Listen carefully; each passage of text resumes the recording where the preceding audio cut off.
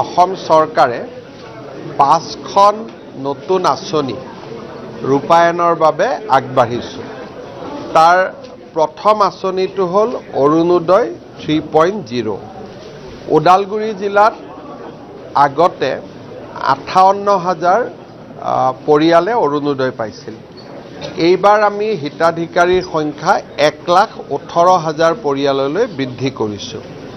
তাৰ পৰিপ্ৰেক্ষিতত কি ধৰণে আমি এই আঁচনিখন দৰিদ্ৰ দুখীয়া মানুহে যাতে পাব পাৰে, তাৰ বাবে আমি কেনেকৈ আগবাঢ়িব লাগে তাৰ বিষয়ে আজি আমি পুংখানুপুংখভাৱে আলোচনা কৰিলোঁ। ইয়াৰ পিছত আৰু এখন আঁচনি আছে, মুখ্যমন্ত্ৰীৰ মহিলা উদ্যমিতা আঁচনি। এই আঁচনিৰ অধীনত আত্মসহায়ক গোটৰ সদস্যসকলে প্ৰথম পৰ্যায়ত 10,000 টকাকৈ লাভ কৰিব আৰু আগষ্ট মাহৰ পৰা আমি এই আঁচনিৰ ৰূপায়ণৰ কাম হাতত ল'ম। আমাৰ ওদালগুৰি জিলাত মোৰ এনেকুৱা ধাৰণা হয় যে 1,07,000 মহিলা উপকৃত হ'ব আৰু তাৰো ফাইনেল লিষ্টখন আমি কেনেকৈ কৰিম তাৰ বিষয়েও আজি আমাৰ আলোচনা হ'ল। দ্বিতীয়তে মুখ্যমন্ত্ৰীৰ আত্মনিৰ্ভৰ অসম আঁচনি। এই আঁচনিখনৰ অধীনতো আমাৰ ওদালগুৰি জিলাৰ প্ৰায় 2,500 যুৱকে 2 লাখ টকাকৈ লাভ কৰিব। সেই আঁচনিখনৰো হিতাধিকাৰীসকল ইণ্টাৰভিউ হৈ গ'ল, চিলেকশ্যন হৈ গ'ল। আমি কেনেকৈ ফাইনেলি কৰিম সেই বিষয়েও এটা সম্যক আলোচনা হ'ল। চতুৰ্থতে আমাৰ এটি কলি দুটি পাত। অসমৰ চাহ উদ্যোগে 200 বছৰ সম্পূৰ্ণ কৰাৰ পৰিপ্ৰেক্ষিতত চাহ বাগিচাৰ শ্ৰমিকসকলে 5,000 টকাকৈ এককালীন চৰকাৰৰ পৰা লাভ কৰিব।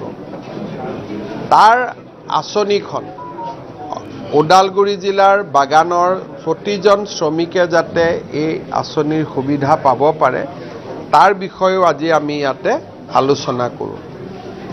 ইয়াৰ উপৰিও আমি প্ৰত্যেকটো সমষ্টিতে আৰু 4,000 জনসংখ্যাক সামৰি ল'ব পৰাকৈ আমি ৰেচন কাৰ্ড মুকলি কৰি দিছোঁ। সেইখিনিও যাতে নোপোৱা মানুহখিনিক আমি দিব পাৰোঁ, কাৰণ এখন ৰেচন কাৰ্ড হাতত থাকিলে আয়ুষ্মান ভাৰত, আয়ুষ্মান অসম আঁচনিৰ মেডিকেলৰ সুবিধা পায়। সেই বিষয়েও আজি আমি আলোচনা কৰোঁ। অকণমান অসমত আন অঞ্চলবিলাকত এই তালিকাসমূহ ইতিমধ্যে সম্পূৰ্ণ হৈছে। BTAD অলপ পিছ পৰি আছে। সেইকাৰণে মই BTADৰ 5খন জিলাতে গৈ পেলাই এনেকুৱা সমীক্ষা বৈঠক কৰিম। আজি ওদালগুৰিত সম্পন্ন হ'ল, অহাকালি তামোলপুৰ, পিছদিনা বাক্সা, তাৰ 9 তাৰিখে চিৰাং আৰু 8 তাৰিখে কোকৰাঝাৰ। এই ধৰণে আমি মই প্ৰবাস এটা লৈছোঁ যে 5টা জিলাতে মই যাম। ইয়াতে আজি আমাৰ সাংসদ দিলীপ শইকীয়া ডাঙৰীয়া, বিধায়ক গোবিন্দ বসুমতাৰী, বিধায়ক চৰণ বসুমতাৰী আৰু আমাৰ BTADৰ EM MCLA সকলৰ উপৰিও অসম বিধানসভাৰ মাননীয় অধ্যক্ষ বিশ্বজিৎ দৈমাৰী ডাঙৰীয়া উপস্থিত থাকে।